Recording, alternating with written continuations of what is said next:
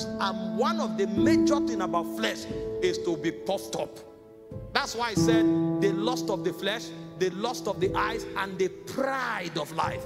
And so every time a man is separated unto God, God begins to tame that pride. And so fasting is the time to humble. And that's why in the Old Testament, when men fast, they put on sackcloth.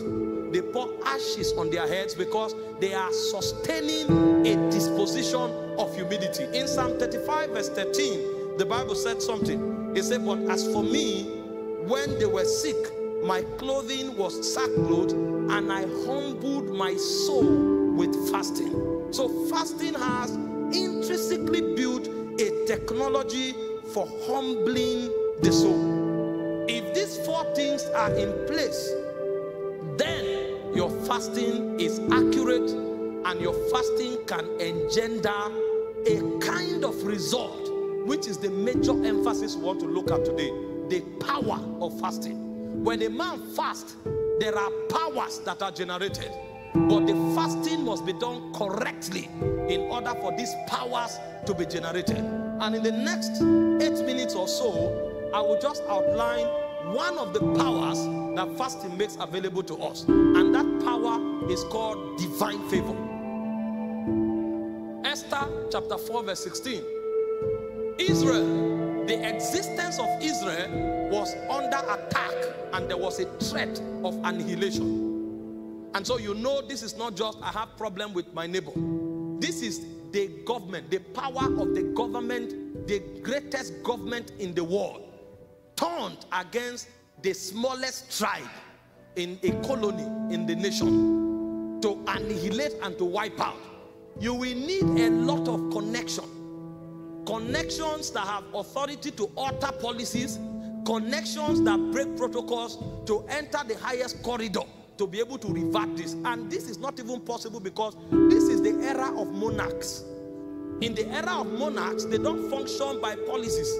They don't function by delegations from a senate chamber. If the king speaks, his word is law. And if the seal is put upon it, it's finished. The only time it can be reversed is for you to get the king to change his mind. And that's the hardest thing you can never find. And so Israel definitely was going to be annihilated. There was the power they needed to revert things. And that power is favor. But how did they engender it? In Esther chapter 4 verse 16, when Mordecai called her, you cannot be at peace at this time when Israel is being threatened. You have to rise up and play your part. And if you fail to, he said God will raise help from another place. Even Mordecai was hoping that because Esther is queen, Esther can walk into the king's chamber and seduce the king or talk to the king, and the king will change his mind. Unfortunately, it was not even her time on the timetable to see the king. So even if she had the power to change the heart of the king, she didn't have the right to enter, because according to the law, you don't enter until you are summoned. And so this one was a must. It would happen. But Esther knew a secret that Mordecai didn't know. He said, take a 3 days fast and fast for me. He said, and I will go into the king's chamber, which is against the law. And he said, if I perish, I perish. That is not a casual statement. Because if you enter when you are not called, you will perish. They will behead you. He said, but I am willing to take the risk of my life to save Israel. However, there is a slim chance. And that slim chance is tied to the mystery of fasting.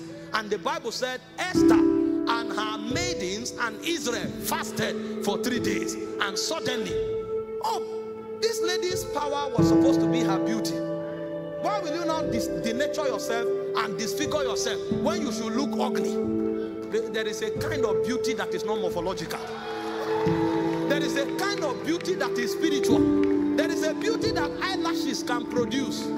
There's a beauty that good garment can produce. But you see, a king looks beyond eyelashes, because a king sits on a throne. He has seen all the shapes. And so the only thing that can get the attention of a king is the perfume that comes from the chambers of heaven. And so when the lady fasted, she stepped in, and the king looked upon her and called her to come. Before she asked, the powers of favor went to work. And the king said something. He said, what do you want? He said, ask me. And before she asked, the king has suggested he was not trained. Because a king's word is law, so kings don't talk weak. Meanwhile, this king told her, whatever you ask me, are you okay? That was the mistake one king made and said, ask me anything. And they asked for the head of a prophet. He couldn't change his mind, because if you do, you'll be considered a weak king. But this king, favor, you know, favor is like a spare. He didn't know what he was saying. Even his utterance were given to him. He said, ask, even up to half of my kingdom. The man was willing to share power. What kind of authority? But the Bible said the reason that manipulation was happening was because Esther had found favor. But that favor was not a gift. It was engendered by fasting. And so when men fast, they are rubbing a perfume that they cannot see. When men fast, they are stepping into an economy of favor. An economy that has the power to break protocols. An economy that has the power to change the heart of a king. If you study the whole scripture, only one being has the authority to change the heart of kings. It's God himself. He said the heart of the king is in the hands of the Lord. He has the power to turn it. And so when you generate favor, you become like the hand of God. The hand that can utter the heart of kings. That was the power Esther entered into. Do you know what favor does? I tell you three things quick before I stop. There are three things favor does. Number one, favor opens your heaven. You'll find people who walk under open heaven. If they enter a desert, they prosper. If they enter a forest, they prosper. Environment can't limit them. Know that they are connected to another environment. If you see a man that cannot be limited by a physical environment, it means he's connected to a spiritual environment. Because physical environment have the power to limit. But when you are fused to heaven, then no territory can shut you down. Go to Congo, you are the same.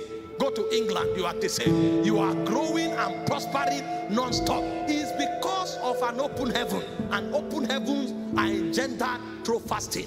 In Acts chapter 10 verse 1, the Bible said Cornelius was not supposed to enjoy the commonwealth of Israel because it was not for everybody.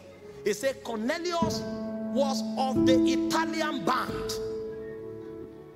Even the apostles at this point didn't want the Gentiles to participate in the blessings of God because they didn't feel it was correct.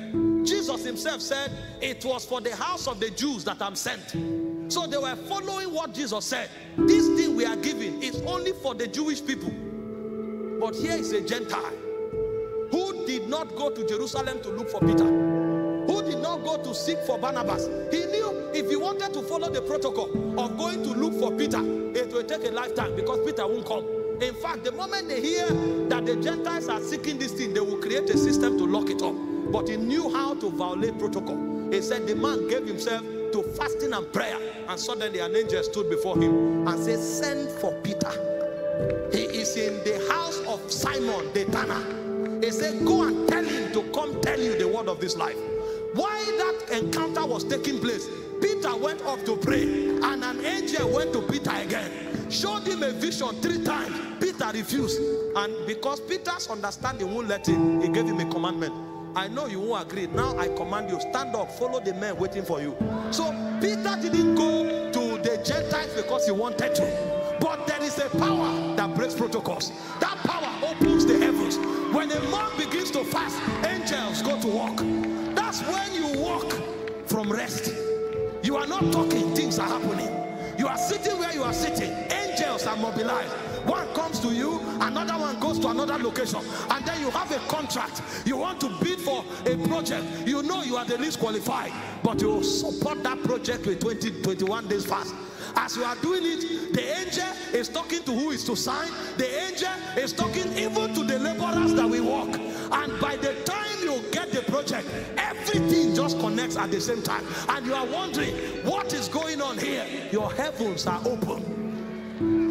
You don't succeed in business because you are intelligent. Yes, intelligence is required, but a spirit will support you, because for every cadre of power there are gatekeepers. And if your heavens are not open, you will struggle. You will struggle every time you need to transit. Fasting opens your heaven. Did you not see when Jacob was blessed? When Isaac was blessed, I beg your pardon, he said, I bless you with corn and wine. What are you talking? He said the dew shall be perpetually on your field. This guy had outgrown inflation and deflation. It doesn't matter the economic system. It doesn't matter the policy. The heavens are open. That's why Paul prayed. He said, my God shall supply your need. Not according to the government of your country. According to his riches. His riches. His riches. You can be in United States and sleep on the street. It's not just about the nation. It's about the economy you are working with. And if you want to connect to the economy of heaven, give yourself to fasting. The second thing fasting does is that it commands the allegiance of men. See, men will support you. Men will align with you because you look handsome or because your ideas are great. In fact, if you are not careful, they will steal that idea. The moment you start prospering, they can gang up against you. Put CCTV everywhere, they can still cheat from you, steal from you, and defraud you. But there is a power that commands the allegiance of men. When a man is favored, when a man is favored. Did you not read about Jesus? Luke 2:52. He said the child Jesus grew in wisdom, in stature, and with favor, both with God and with man. He had to.